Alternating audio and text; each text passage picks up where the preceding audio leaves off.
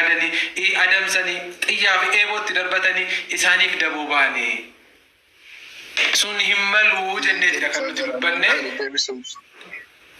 Sitti mufadhe kan jettan garuu iddoo qabxiitti mufii sana naaf hin ibsine barsiisaa Biraanuuni naaf ibsitu yaada jedhuun qaba. Waltajjii marii uumuun immoo namni dhibbi jahamma dhaqee yoo nama biraa bira dhaqee arrabsamaa dhaggeeffata malee kabajaan hin dhaggeeffatu. Anamma danda'utti kabajaan nama dubbisadhees waan ta'an yaaduuf mana bana malee badaasaas dhiiseera miti namni feesbuukii irratti barreeffamaa waa xixiqqoo isumayyuu waan akka qoosaa malee waan siiriyees ta'e dubbachuu isaa dhiiseera. Garuu immoo yoo nuti asii mana cufne namumti urjii numti iddoo biraadhatte immoo isinirraa baratti miti namoota kaan irraa baratti miti hin arrabsamti hin aatti garaachaa lukkaati. Mucayyoon bareedduun kun immoo miidhamuudhaan qabdu yaada jedhu faan qabaa fanani mana bana gaaf tokko gara dhiifama barsiisa waan itti natti mufattanii naaf himaa yaadi kiyya sana ture jechuu kooti. Most probably yaada walitti dhiyaatu qabna yaada Engadda, I think Kalesa mo Engadda. Mo Kalesa na kate live ito. Engadda Kalesa mo Engadda kan. Engadda.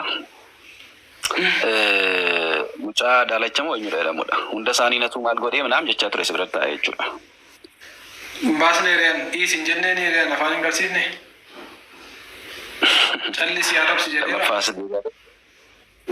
Ay lakki atarab si jenne inkuan jenne lakki. Lakki yeroo narrabsiisu dhiiseera lakki mana kiyya waan ta'eef ammoo daalachaa qofa miti mucaan eenyu jedhamu tokkos dubbannaan kuni mana obsaati. Daalachaan inni yeroo kaan mana namaatti arrabsoodhaan beekamuyyuu amma nama arrabsaatti hin jiru kabajaan nama dubbisa. Ati maaliifin akkas taatee tanan aaree of keessaa baase. Innis immoo daalachaanis immoo sinayyuu dhufee ture garuu hedduun kabajaanii hedduun kabaja hamaanatti dubbateen beeku hamaa nama baay'eetti dubbateera nama baay'eedha wajjin walloleera beekaa injeeqa garuu anaa waliin kabaja guddaadhaan dubbannee daalachaan nama hin dhaga'u lakki dhagahee kabaja guddaadhaan kan nuti yaada wal jijjiiraa ture gara fuula duraatti illee hin jijjiirru jechuudha. Garuu yeroo sanatti dhiisa akkas hin jedhini ni jechaanii ture. Sanuma dhaabsiseera jechuudha barsiisa galatuma. Yoon dhaabsifne jettan immoo hin fudhanna jedha. Lakki tarii ምናልባት dhumarratti wantan jechuudha barbaadu immoo maal beektaa amma koomenti garagaraas nan laalaa barreeffamoota kan biraas nan laalaa namoonni jechuun dubbii akka fukkursaa faasaan tokko jiru. Baay'ee namni ka waliin jireenya gaafa yaadu waliin jiraachuu gaafa yaadudha. Tarii obsa qabaataa dhageettii qabaataa waa baay'ee danda'uu danda'a jechuudha. Garuu fakkeenyaatiif nam tokkoof ilaalchisaa sirrii ta'uu danda'a. Ilaalchisaa inni sirrii anaaf sirrii yaade suni nama kan biraaf immoo sirrii ta'uu dhabuu danda'a. Akkan sila jedhedha. Anaaf fakkeenyaaf amantaan koo waan guddaadha anaaf jireenya koo. Isan baay'eettiin jiraadha dhiyaadha isattiin areetame adabame sana isa sanaan haaf jechuudha. So amantaa kootti gaafa namni kan biraa inni arrabsaa sanaa fi deeggarsa kan biraa laatu yookaan immoo diqaalaa nama waan baay'eedha akka jechuun arra baay'een argaa ture. Otoo namaaf kennamaa namarraa mulqamaa ta'e namni namaa kenne namarraa mulqisuu baay'eedhuma ture. Anyways garuu wal kabajanii akkuma warroonni kana dura abboonni keenya darbanii wal kabajuudhumaan wal dhageeffachuudhumaan fakkeenyaatiif kana dura lijareediin poolitikaa baay'ee hojjechuu danda'a. Mirga isaadhaan namni itti bookaan dhimma keessuma namoonni amantaa anaan dabalatee jechuudha waa'ee isaa sa'uudhaaf mirga hin qabnus seerris nuun kennu manni amantaas nuuf hin kennitu carraa sanaa jechuudha.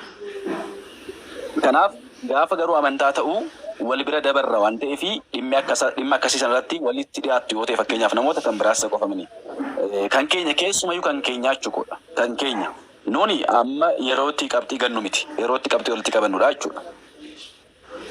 Fakkeenyaaf obsaan yoo nama baay'ee gaarii ta'e at least namni jibbullee jechuudha yoo namni jibbullee jiraate አይ እሱ እኮ አሪፍ ነው የሚያነሳቸው ሀሳቦች አሪፍ ነው ፈከኛ ፈመነሚ ሮባዬ ጀዋሪን ጅቡ ይጅራተዩ ማልጀ ነገሩ የሚያነሳው ፖለቲካዊ ሀሳብ ግን ትንቢት ነው ይመስለው ጀ ኦቶን ጃለትኒ ፍረታችሁ ኦቶን ያድኒ ቢካሱ ቢሻታው አንተ ይፈቶን በርባሪ ፍረታችሁ ፖለቲክስ ይችላል ጀ ኦቶን ጃለትን አመናችሁ ሶ ንብራቲ ወንቲ ኳሊፋይድ ወንተ ጋሪ ወንተ ፉልዱረት ምጨሱ ደንደው አከሰባትሲ akka waliin jireenyaattis wanta nu gargaaruu danda'u irratti yeroo baay'ee otoo xiyyeeffanne wanti tokko hin taasisu irratti xiyyeeffanne namoota akkasii wajjinis warri walitti dhiyaatan wal gorsaa deemuun barbaachisaadha yaada hedduun qaba.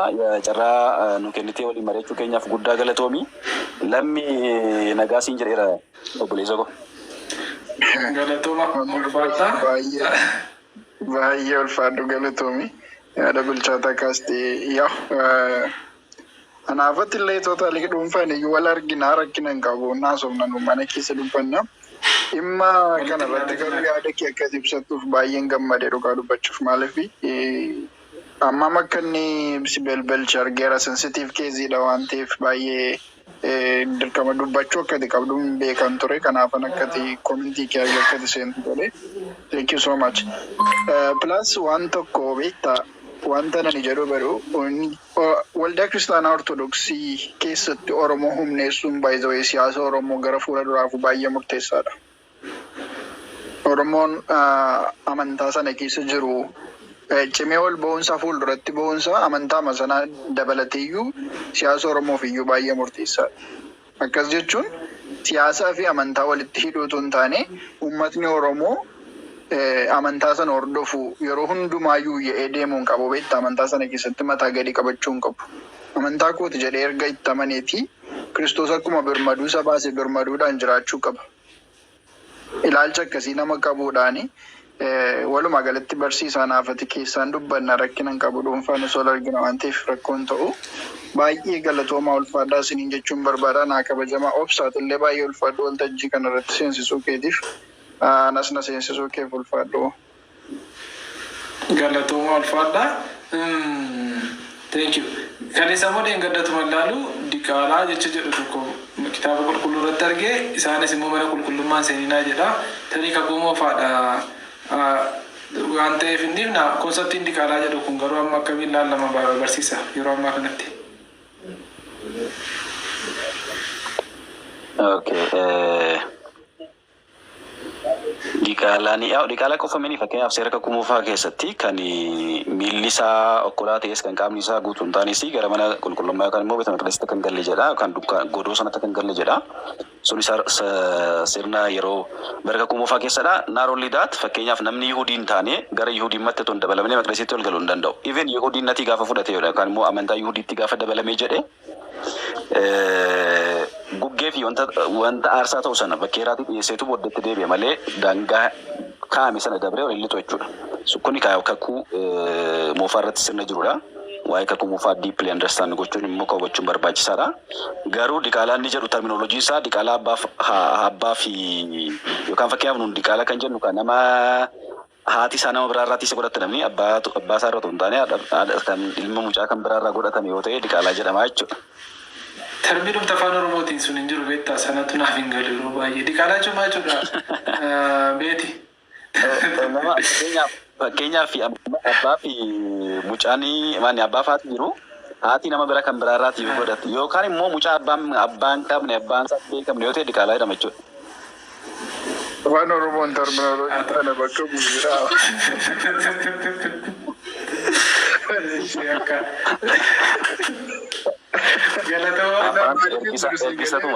Safuu Oromoo keessatti sanyii darbee Oromoon waan biraadhiis waan kanaaf waan hin jirreef jechuudha. Jechi sun iyyuu hin jirres hin jechuu fedheetidha. Obsaan galeera yaadi soofadheera. Tole galatoomaa yeroo tokko immoo ammas yeroo biraa bal'inaan dubbannaa yaadaan baay'eedhaan walii galleerra wanti nuti duuchatti goonu to'annoo seeraa jala jira. Isa qofatu hin taane lammii irratti namni mul'ataanaan nuti lammii ofitti aansinee qoyyaa hin gorfannaa jennee gorsuu danda'uudha qabna malee ganda biraadha wajjiniin duuluu hin qabnu. Jireenya akkootti dhuunfaa irratti dhugaa dubbachuuf yoo ta'e qo'ee meenan dubbisaan jedha abbaa fedhe maan taane amma isaa lijaanee balleessu kana qofa miti qo'aa meenan dubbisa. Dura akkam jirta nagaa keetii na wallolaa jiru yoo ta'e akkam jirta nagaa keetii jedhee jalqabee qo'aa meenan dubbisaan jedhaan keessattuu naman itti aanu yoo ta'e immoo jechuudha. Amma fakkeenyaaf yeroo hawaasummaan kiyya jabaadha waan ta'eef namni wayii hidhamee yoo nagee nan naqaa irraan baqadhu. Oguun dhaqu maal isaati waggaa sanaan jedhan soba isin hiriyaa isaatiin jedhan. Hiriyaan anaaf obboleessa naa caala waan ta'eef iyyuu. Badiinni godhe sanaafis irraa hin baqadhu. Fakkii yeroo inni itti nama hiiksisee manatti galee gorseef itti dheekkamee kallattii qabsiisetu jira. Namni sunis yeroo itti hin deebinetu jira. Yeroo itti deebi'uutus immoo jira. Saniif anaan akka obboleessa keessaniitti walii keessan akka obbolaa keessaniitti wallaaltanii alagaadhaaf dabarsitanii wallaachuu dhiisuudhaaf wanti afaan jaraatiin dubbatame hundumtuu loojikiin afaan jaraatiin dubbatame hundumtuu dhugaa akka ta'etti amantanii sammuu keessan korraabti gochuu dhiisuudhaanii waliif gaachana ta'a waliif gaachana haa taanu shira diinaa immoo haa hubannu jechuun barbaade tanani siyaasaafis miti sabummaadhaa fi kitaabnis immoo akkan isin jaaladhutti isinis walii keessan jaallachuun kun abboommii kooti yaada jedhu ni qabanatti fakkaate እንደወደድኳችሁ እርስ በራሳችሁ ዘንድ ትዋደዱ ዘንድ ትእዛዜ እቺው ናት እንዲሁም ደግሞ እንደ ወንድማማችነት መዋደዳችሁን ቀጥሉ የሚል ነገር አለ አይደለ ሰኒፊዩ ወረካዲ ወጅኒስ ኦቦላዳ ጫልማቲ ገሯና አፍሲ ነው ኦቦላዳ ገለተው ማልፋዳ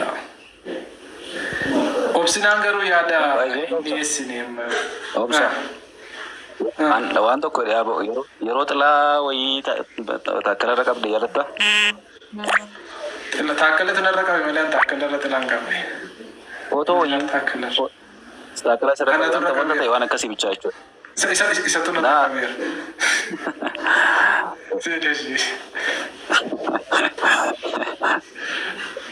Nah, dhimma sanaan nama walitti bu'een ture jechuudha. Jechuun waa'ee kee kaameetu waan haasamaa ture tokko ture naati. Personally walitti bu'uun ture namoota baay'een maatiin barataan ture natti fakkaatan naa sana. Xinnoo ishee jechuun namni amma baloo danqoroo isa maalati abdaal loon jedhamu jira afaan Amaariffaatiin jechuudha. I think danqoroo isa maalati abdaal maalat nam tokko har'uma ta'ee qabsaa ta'an bakka namni isa fuuldura dhaabbatu hin jiru naati. Bara Abuna Timoteos jedhamu kan abbaa isaa Iyyeefaa turan tokkodha nuni kan barattoota yuunivarsiitii Sillaasee turre. Nama 12-13 wayii turre akkuma Oromiyaattinna. Afaan kun afaan asitti hojjetu nuun jira Indabratsiyoon jedhama namticha jechuudha barsiisaadha. Warra Tigraay irraa dhufe ture. Akkasumas jechaa turani naati maal jennee deebisnee nuni እንደውም ይሄ ቋንቋ የመላእክት ቋንቋ ነው ጀነ እና afaan kun እንደውም afaan ergamootaatiin ne deebisnee jechuudha. እና ሰነ ቦዴ ግቢ keessatti ከሞቶት ስሎጋኒ ወይ ta'e afaan ergamootaa beektaa wanta jedhamu ka'ee jechuudha. Sana booddee nama 9 wayiidha kan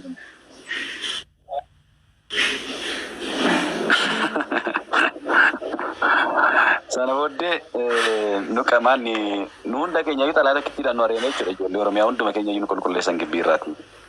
Naa waggaa lamadha kan nuuni ka mormiirra turre kan gadiin itti kaffalame. Innaa sana kan namni amma kana dammaqee hin jiru 2009dha jechuudha 2008 garadhumaa 2009. Innaa namni amma akka haaraatti waa'ee Oromummaa fa'aa baree fa'aa dhageeffaan bakka isa malee namni kan Oromoo ta'uu isaayyuu fudhachuun barbaadu wanta akkasii fa'aatu jira. Isa kanallee xinnoo tasgabbaa warri amma waan akkasitti isinitti dhagahamu jechuudha. Kaleessa kaasee keessa dabraa turre dhimmarraa kaasee. Lammi baranii dhanaan jechaa robari lammi yoo birra kaastee nabi. Seemini.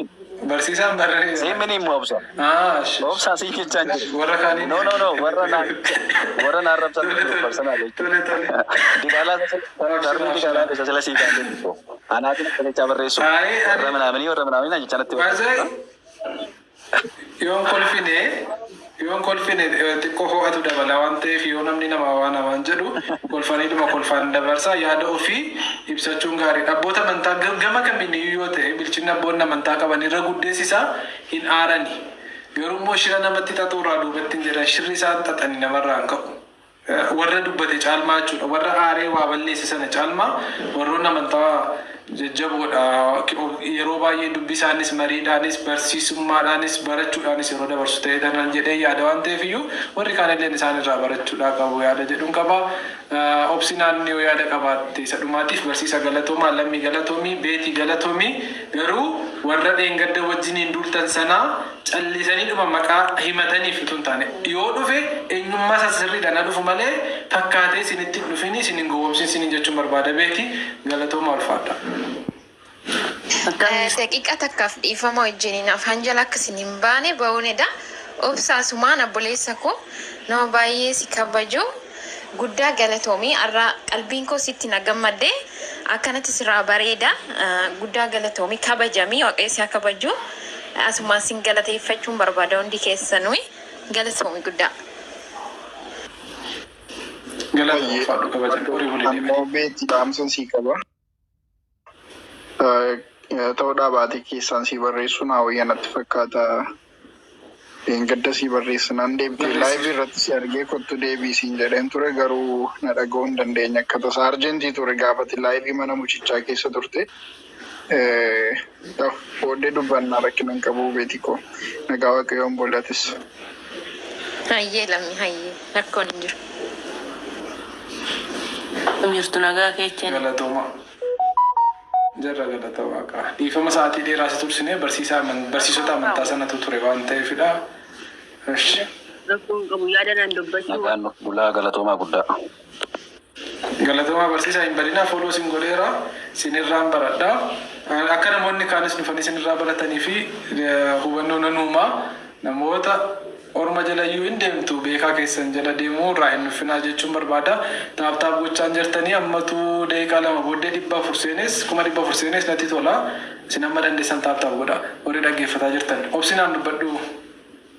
Yaadannaan dubbachuu barbaade isaanuu irraa fixan jedhe baay'een tole dura gizee dura bagan iseenini aariidhaan na ergisi sitti ergachaa ture garuu naan galchine maleeti. Galatoomii beetillee asitti arguu kiyyaaf beetillee asitti arguu kiyyaaf baay'een gammadee ture dura beetiidhaafan ta'eeyyuu beetinillee atu tasgabbeechite hin gadda isaan jalan ture baay'een gadde dhugaa hin gadde.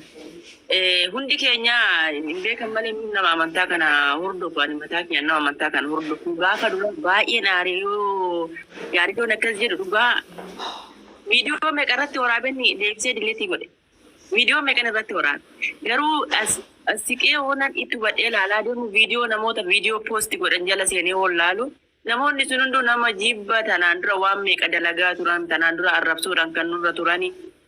Gurbicha ammati maqaan isaa naan galu baay'ee natti naan dhufu eenyu maqaan isaa. Wandeedha.